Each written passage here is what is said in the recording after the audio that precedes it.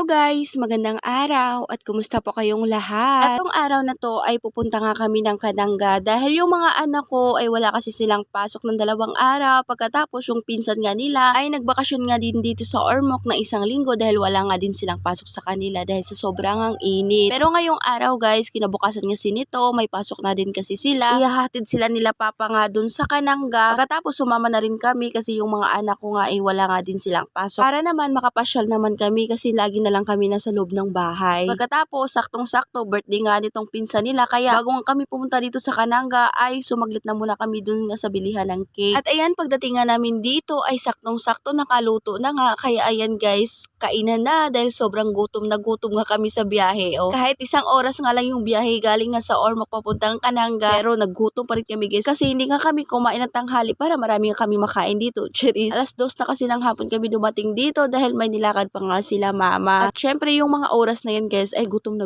talaga kami. Kaya yung mga bata guys, natawa talaga ako dito sa anak ko. Kasi sinabihan pa naman yung pinsan niya na bilisan daw niya yung pag-ihip sa cake para makakain na agad sila. At bago nga kami kumain, kinantahan na muna namin ng happy birthday yung nagbe-birthday nga. Pagkatapos anong kasunod nun, di kainan na. Charis, hindi nagpicture pa muna silang magpinsan bago nga kami kumain. Kasi hindi talaga yan nawawala sa ating mga Pilipino yung picture muna bago nga kumain. Pero ako guys, simula nung pinasok ko nga tong pagbablog, nako, hindi na ako nakaka-picture nga na tong cellphone ko. Lahat ng laman na tong cellphone ko, halos puro na nga lang video. Pero kung dati, ayoko talaga mag-video kasi mabilis lang ma-full storage nga itong cellphone ko. Pero ngayon, kabaliktaran naman, ayoko naman mag-picture, gusto ko talaga lahat video para naman magampanan talaga natin ang ating pagka-feeling vlogger, Charis. Anyways, nung nakatapos na nga kami kumain at nabusog na kami lahat, konting kwentuhan lang dahil hindi nga kami pwede magtagal nga dito dahil babalik nga kaagad kami sa Ormoc. Kasi wala kang naiwan na nagbantay nga dun sa bahay sa Ormoc dahil sumama nga kami kanila mama. At yung asawa ko naman ay trabaho nga siya at yung 2